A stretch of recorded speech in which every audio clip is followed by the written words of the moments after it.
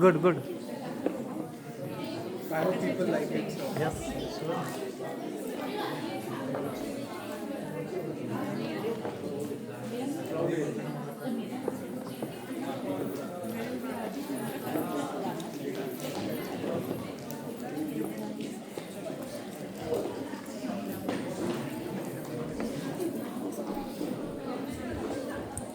नमस्कार. आज या परदेशी भूमीत ब्रिस्टलच्या थंड हवेत आपल्या मातृभूमीचा सुगंध खूप सुंदर दळवळतो. कारण आज आपण साजरा करतोय आपला सण, आपली ओळख, आपला अभिमान, गुढीपाडवा. पण कोणत्याही मराठी सोहळ्याची सुरुवात ज्यांच्या स्मरणाशिवाय पूर्ण होऊ शकत नाही ते आपल्या हिंदवी स्वराज्याचे संस्थापक आणि आपल्या सर्वांच्या हृदयातील प्रेरणास्थान छत्रपती श्री शिवाजी महाराज.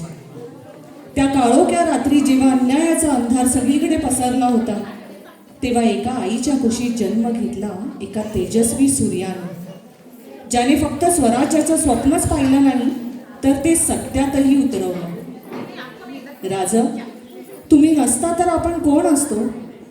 या भूमीचा अभिमान, या संस्कृतीचा श्वास आणि या महाराष्ट्राचा मस्तक उंच ठेवणारं तेज, हे सगळं तुमच्यामुळेच तर आहे. राजा, तुम्ही फक्त किल्ले जिंकले नाहीत, तुम्ही माणसांची मनं जिंकलीत. तुमच्या पावलांचा आवाज आजही सह्याद्रीच्या दऱ्यात घुमतो. तुमच्या तलवारीचं तेज आजही सूर्यालाही लाजवतं. राजा, आज आम्ही हजारो मैल दूर आहोत, पण तुमचं नाव घेताच छाती अभिमानाने फुलते आणि तुमचं स्मरण होताच डोळ्यात पाणीही येतं. राजा, तुमचं स्वराज्य आजही आमच्या मनात तितकंच जिवंत आहे. म्हणूनच आज या मंचावरून या नववर्षाच्या शुभक्षणी आम्ही सारे मिळून तुम्हाला मानाचा मुजरा करतो. श्री छत्रपती शिवाजी महाराज की जय. जय भवानी. जय शिवाजी.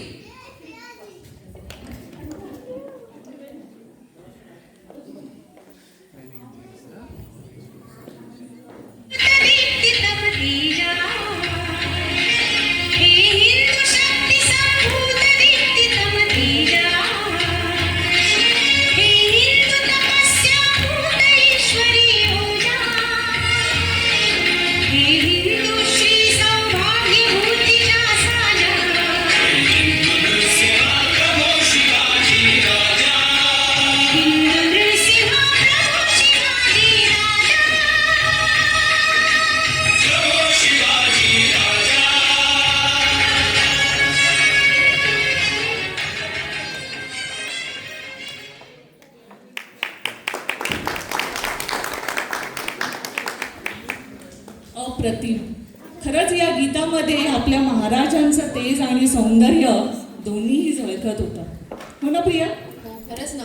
आणि हे गाणं ऐकूनही अगदी म्हणजे ऊर्जेने मन भरून आलं आणि शिवाजी महाराजांची तर नक्कीच आठवण आली. आपण या परकीय भूमीत असलो तरी सुद्धा शिवाजी महाराजांचा आदर्श अजूनही आपण जपलेला आहे आणि शिवाजी महाराजांच्या आदर्शांना आपण इथे घेऊन आलो आहोत.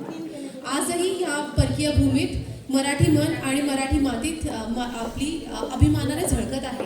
तर सगळेजण माझ्या बरोबर म्हणा, जय भवानी. जय शिवाजी. जय भवानी. जय शिवाजी. शिवाजी महाराज की जय. छत्रपती शिवाजी महाराज. नमस्कार, माझं नाव प्रिया निकिता. तर आज या गुढीपाडव्याच्या सोडलेल्या आहेत, तर आता कार्यक्रम सुरू करूया. हो, नक्कीच. आता आपण या कार्यक्रमाची सुरुवात करूया गुढीपाडव्याच्या पूजनानं. कारण गुढीपाडवा म्हणजे नवीन वर्षाचा प्रारंभ, हिंदू नवीन वर्षाचा प्रारंभ.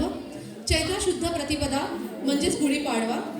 आणि गुढीपाडवा का साजरा करतात तर गुढीपाडवा आपल्या हिंदू पुराणानुसार it's a creation, it's a start day of creation when Brahmadeva has created this world.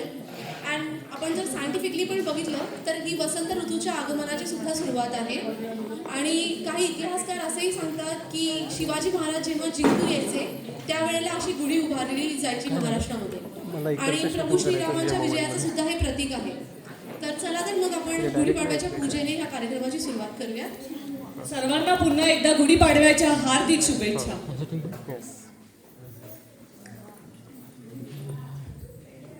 म्हणजे श्रीरामांच्या विजयाचं प्रतीक. श्रीराम म्हणजे धर्माचं प्रतीक, मर्यादा पुरुषोत्तम आणि हिंदू धर्माचं प्रतीक. आणि जिथे श्रीराम आहे तिथे त्यांचे परमभक्त हनुमानांना स्मरण केल्याशिवाय आपण राहू नाही शकत. आणि ह्या हनुमानाचं नामस्मरण म्हणजेच हनुमान चालिसा.